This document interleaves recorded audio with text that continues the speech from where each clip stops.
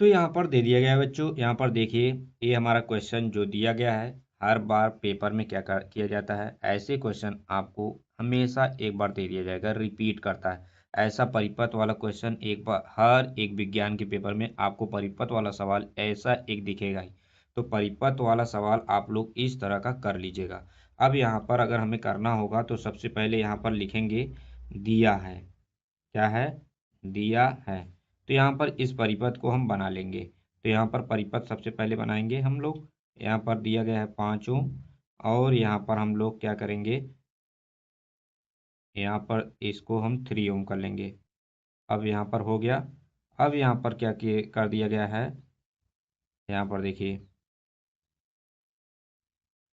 ए कर लेंगे, और यहाँ पर हम बैटरी बना लेंगे। और यहाँ पर हमारा क्या दे दिया गया है बच्चों, यहाँ पर देखिए। अब यहाँ पर हम इसे 5 ओम, इसे 2 ओम, और यहाँ पर 3 ओम, और यहाँ पर 1.5 ओम, और ये हमारा क्या हो गया, 8 वोल्ट का बैटरी हो गया। कितना हो गया? 8 वोल्ट का बैटरी हो गया। ठीक है। इतना हमारा हो जाने के बाद हम लोग क्या करेंगे बच्चों, यहाँ पर देखिए हमारा सब कुछ कंफर्म हो गया है, और हमें इसमें क्या पता करना है, वैद्युत धारा क्या होगा। तो यहाँ पर हम लोग मान लेंगे कि माना, यहाँ पर सबको हम नाम दे देते हैं। R1 equal to 5 ohm, R2 equal to 2 ohm, ठीक है। और यहाँ पर R3 इजिकल टू 3 ओम, और R4 इजिकल टू 1.5 ओम। अब यहाँ पर हम बोलेंगे R1, यहाँ पर बोलेंगे, यहाँ पर R2 और R3 व R3 प्रतिरोध, यहाँ पर बोलेंगे प्रतिरोध क्या है, श्रेणी क्रम में, श्रेणी क्रम में है।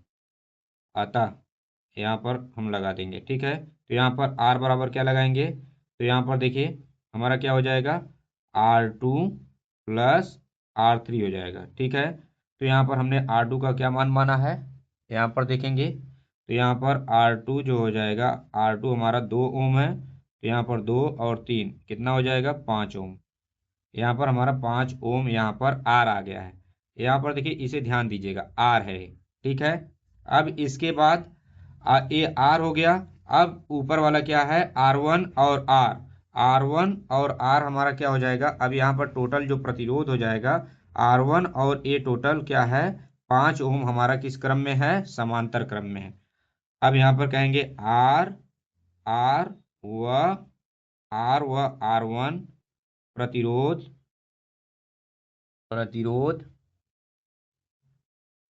समांतर समांतर क्रम में है, समांतर क्रम में है। तो यहाँ पर क्या लगाएंगे, अब यहाँ पर समांतर क्रम में रहेगा, तो यहाँ पर देखिए हमने R माना था, इसलिए हम इसे R डैश मानेंगे। ठीक है। अब यहाँ पर 1/R प्लस 1/R1। ठीक है। अब यहाँ पर इतना हो गया आपका। अब यहाँ पर देखिए 1/R डैश, 1/R कितना है, 5 है, और प्लस 1/5। अब यहाँ पर देखिए हर समान है, तो यहाँ पर हो जाएगा 1 कितना हो जाएगा हमारा, यहाँ पर 2/1 प्लस 1, यहाँ पर 5, और 2/5। ठीक है। तो यहाँ पर R 1/R डैश बराबर इतना हो गया 2/5। तो R डैश बराबर कितना हो जाएगा बच्चों, यहाँ पर हमारा 5/2, मतलब 5/2। यहाँ पर इतना आ गया, मतलब 2.5 ओम आ गया। ठीक है। अब यहाँ पर 2.5 हमारा ए आ गया। अब यहाँ पर इसका टोटल प्रतिरोध जो आ गया, इसका टोटल प्रतिरोध कितना आ गया, 2 पॉइंट कितना आ गया, 2.5 ओम। ठीक है। अब 2.5 ओम और 1.5 ओम किस क्रम में जुड़े हैं, इसे कहेंगे श्रेणी क्रम में। किस क्रम में, श्रेणी क्रम में। तो यहाँ पर बोलेंगे आर डैश व आर फोर किस प्रतिरोध किस क्रम में है, प्रतिरोध प्रतिरोध श्रेणी क्रम में है, क्रम में है। अब श्रेणी क्रम में है, तो यहाँ पर क्या लगाएंगे, यहाँ पर R डैश माने थे हमने, यहाँ पर टोटल प्रतिरोध को हम R डबल डैश मान लेते हैं। तो यहाँ पर R डैश प्लस R4 यहाँ पर हो जाएगा बच्चों। अब यहाँ पर देखिए R डैश का मान कितना है 2.5 और यहाँ पर R4 का मान कितना है हमारा यहाँ पर 1.5 है। तो यहाँ पर क्या करेंगे प्लस 1.5 हो जाएगा। अब यहाँ पर हमारा मान कितना आ जाएगा R डबल डैश का मान 4 ओम आ जाएगा। तो 4 ओम हमारा आ गया। अब इसके बाद हमारा क्या है यहाँ पर लगाएंगे हम ओम का नियम। देखिए आप लोग यहाँ पर लगाएंगे ओम का नियम। ओम के नियम के अनुसार क्या होगा ओम के नियमानुसार। तो यहाँ पर क्या हो जाएगा V बराबर क्या होता है I इंटू R होता है। हमें क्या पता करना है I पता करना है। तो I बराबर क्या हो जाएगा V बाई R हो जाएगा। तो यहाँ पर V बाई R हो गया। तो V का मान कितना है बच्चों यहाँ पर आपको पता है V बराबर 8 वोल्ट दिया गया है। यहाँ पर V बराबर भी लिख देंगे V बराबर 8 वोल्ट। ठीक है यहाँ पर है। ठीक है अब यहाँ पर क्या हो जाएगा हमारा V का मान 8/4। तो यहाँ पर कितना आ जाएगा 4 दूनी 8। तो यहाँ पर I बराबर 2 एम्पियर। 2 एम्पियर या तो इसे A लिख दीजिएगा या तो एम्पियर ऐसे लिख दीजिएगा। ठीक है 2 एम्पियर। इस तरह से हमें क्या करना है सवाल को अच्छे से हल करना है।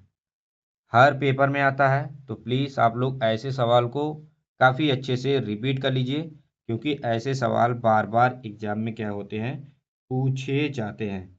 तो आप लोग काफ़ी अच्छे से ध्यान दीजिएगा। ऐसे सवाल को काफ़ी जितना ज़्यादा वो करेंगे फोकस उतना ही अच्छा आपका होगा।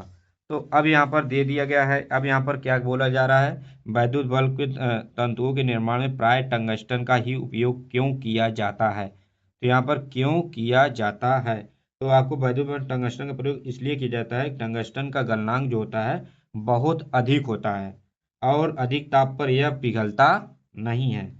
इसका विद्युत प्रतिरोध जो होता है अधिक होने के कारण इसे टंगस्टन का हम लोग यूज करते हैं। इसे पतले तार के रूप में खींचा जा सकता है। ठीक है तो यहाँ पर आपको ये वाला प्रश्न आपको समझ में आ गया होगा। अगर वीडियो अच्छा लगे तो प्लीज़ लाइक करिएगा, चैनल को सब्सक्राइब करना मत भूलिएगा। Thank you.